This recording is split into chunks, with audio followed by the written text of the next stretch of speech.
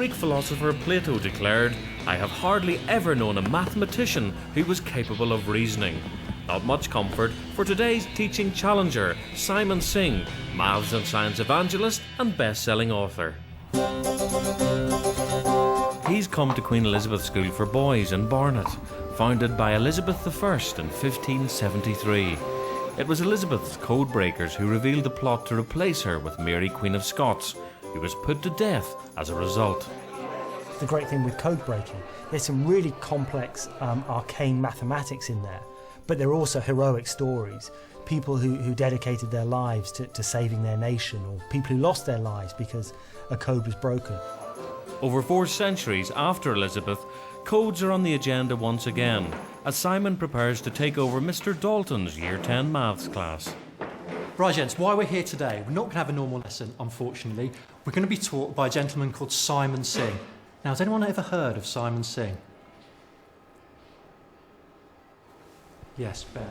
He had a small dispute with a singer who in a song said that the Earth was the wrong distance from the edge of the universe, and he made her re-record a correct version of the song. Good. Okay, he's an excellent mathematician. His books are fantastic. I recommend them to you greatly. He wrote a book on Fermat's last theorem, which I have to confess is one of my favourite books. Today Simon's left the books behind, as in a few moments' time he'll be revealing to the class history's most important code-making machine. The great thing with code breaking, there's some really complex, arcane mathematics in there, but there are also heroic stories. People who dedicated their lives to saving their nation, or people who lost their lives because a code was broken. So explaining the maths, sprinkling it with stories, and showing the applications, to me seems an ideal combination. To assess and monitor Simon's lesson, Mr. Dalton squeezes into the observation room.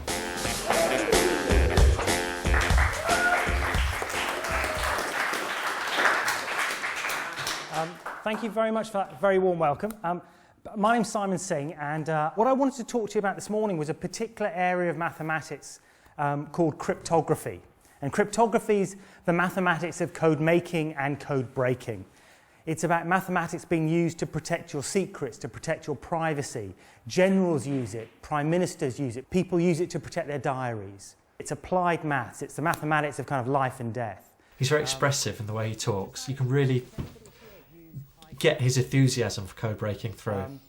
Just out of interest, does anybody here use high-grade, strong encryption? Yeah. To prevent people from accessing your wireless internet at home? Yeah. That kind of thing. It's just all around. It's protecting your wireless, encrypting your wireless connections. It's about encrypting your cell phone communications. If you've got pay TV, what you're paying for is to have that TV signal unencrypted. But we'll come back to that a bit later. What I want to do is go right back in history to the earliest types of codes that were ever used. And the simplest way to encode something is simply to substitute every letter with a different letter. So instead of writing the letter A, I'm going to write the letter Z. Just swap every letter for another letter. That's called a simple substitution cipher. And for thousands of years, nobody could figure out how on earth you'd break that kind of code. But any ideas how you would break that kind of code or cipher? Yeah. Perhaps look for kind of patterns within the passage, and then kind of work out whether a particular letter could go in a particular place. Yeah, code breakers thrive on patterns. And in fact, mathematics is really about patterns. It's about patterns of numbers and so on. What particular pattern could you latch onto to crack this kind of substitution cipher? Yeah. You could look at the frequency of letters occurring. Yeah, frequency of letters. That's the absolutely key thing in all of this. Every letter of the alphabet has a certain personality. So, for example, the letter Q is always followed by U. That's part of its personality. Another part of its personality is that Q is very rare. E is incredibly common. And just to demonstrate this, let's have a little conversation, but we can't use the letter E, okay? So I'll start off. What did you do today? I was going to school And? by coach, and I saw Bob. Simon's getting the pupils to interact with a game, really, which hopefully will relax them and help them answer the questions better. Was Bob happy? No. Why not? Bob wasn't happy. It was raining, pouring actually, and Bob was buying a banana, and Bob hit a wall. What colour was his banana? Pink. It was a All pink right, banana. you win. Okay, fine. Okay, you win. That's fine. Okay. Well done. That was fantastic. Round of applause. Yes, well deserved. Deploying a nice line in showmanship, Simon gets the class on his side before moving on to the historic importance of applied mathematics. And by the time of the Second World War, the best code around was something called the Enigma cipher. And what I want to do is tell you a bit about the Enigma cipher. And in fact, I've got an Enigma cipher machine here. And so maybe if you can sort of come up to the front a bit close to the machine, I can show you how it works and how it sort of influenced the course of the Second World War. Right, so an historical example of why what he's talking about is relevant. This is a genuine Second World War Enigma cipher machine, and it was built just before the war, and it was used throughout the war. The Germans realised that there were going to be radio communications running all across the battlefields, all across North Africa, radio communications out to the U-boats. And those radio communications can easily be intercepted. So those messages had to be encoded, and that's why the Germans relied on this, the Enigma cipher machine. Probably the most notorious machine in history in terms of encoding. And I'm going to show you how it worked. I've got a keyboard here and a lamp board here. And if I type in a letter, you'll see how it works. I'll type in the letter L, and the letter R has lit up. So in other words, the letter L has been encrypted with an R. Now, if I type the L again, an F has lit up. So with the old cipher, L might always be substituted with an R. In this case, L is substituted by an R, and then it's substituted by a different letter, and a different letter again, a J here, and an M. It's not particularly reliable because it's sort of 70 years old, but you get the idea. The same letter, I'm typing it over and over again, but it's being encrypted differently. So let me show you what's going on inside to create this random jumbling.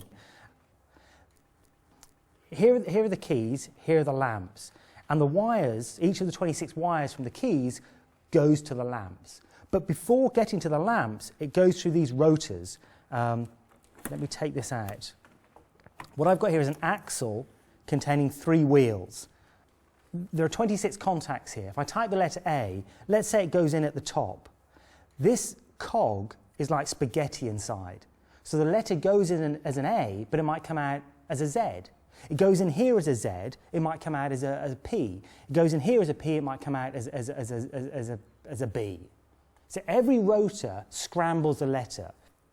But that would just mean you'd get the same letter encrypted in the same way. What's clever about the Enigma is that these rotors actually move. So if I type the letter Q here, that first rotor has just moved. So now the A is coming in again at the top, but that contact's changed. So the electrical path is completely different, and that's why the output will be different. Same again. The rotor moves, different input, different output, different light lights up. So that's how the Enigma works. Now, the way the message is encoded depends on lots of different things. For example, if I put these rotors in a different position, the message will be encoded differently. If I move these rotors around, because I can move them around on the axle, the message will be encoded differently. I can change the point where the wheels kick each other over. If I change those points, the message will be encoded differently. And in fact, right down here are a series of plugs. There are 20 plugs, so there are 10 pairs of plugs. And what I can do with these is I can cable, say, M with Z. What that means is that when I type the letter M, it follows the path of Z. When I type the letter Z, it follows the path of M. So this is an added complication.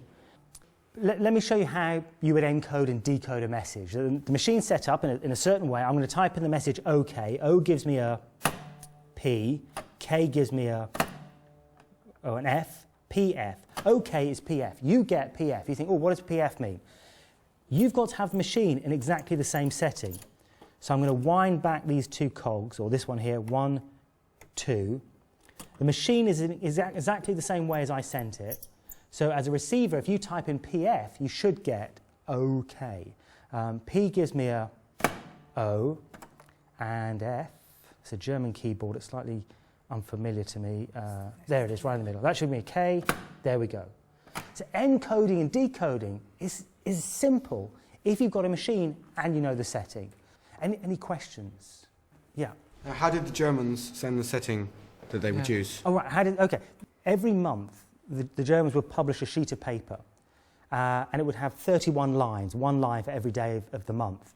And it would simply say, day 1, you put the rotors like this, you plug the cables like this, you put the kickover points like this. And that would be copied 1,000 times, and it would be sent to every U-boat, to every air base. Now, you've got the bit of paper, I've got the bit of paper.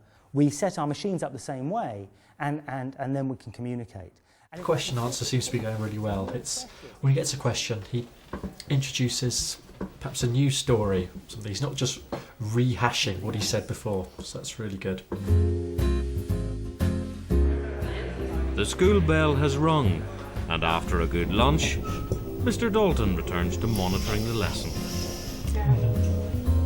It's sometimes hard to see the mathematics in cryptography, but in a way, the whole attitude you need for code breaking is mathematical. You need to be creative, you need to think about patterns, you need to think logically, you need to think about what you've got to hand, you need to think about what information is extraneous. It's basically problem solving, and that's what mathematics is. It's creative problem solving. And so just to finish with, I wanted to show you a quick puzzle. What I've done is I've given you 5 words: Banks, glyph, Coombe, that's a little kind of a Welsh valley. Vexed is an old-fashioned way to spell vexed, and fjord is a Scandinavian inlet. So 5 words, what's the missing word? That's the point of this quiz. What is the missing word? So kind of ask questions, think about the problem, think around the problem, think about things that aren't necessarily obvious. As well as thinking about what is there, think about what's not there. Maybe what's not there is more important than what is there. Yeah. Could the missing word be quiz? Could the missing word be quiz? Why is the missing word quiz? Because of the 5 words involve every letter in the alphabet except Q, U, I, and Z. That's absolutely brilliant. Wow, someone's launched in there with the right answer. Very little help. Very good. I've rarely seen people get that so quickly. This is called a pangram. A pangram involves all the letters of the alphabet. And there are 22 letters here. The only letters that's missing are Q, U, I, and Z. So the question, the clue... With the quiz reaching an abrupt but brilliant conclusion, Simon wraps up his teaching session with a rallying cry for mathematicians. There are 2 halves of maths. On the one hand, there's something called pure maths. And I love pure maths. I think it's a wonderful thing. But then there's applied maths. And applied maths is about things like cryptography. And it's about coming up with inventions. It's about coming up with ideas, solving problems that create billion-dollar industries, that change the course of wars, that change society. And if you like applied maths, if you like science, if you like technology, then go down that road as well, because you'll have a great time. Thank you very much for listening. Thank you.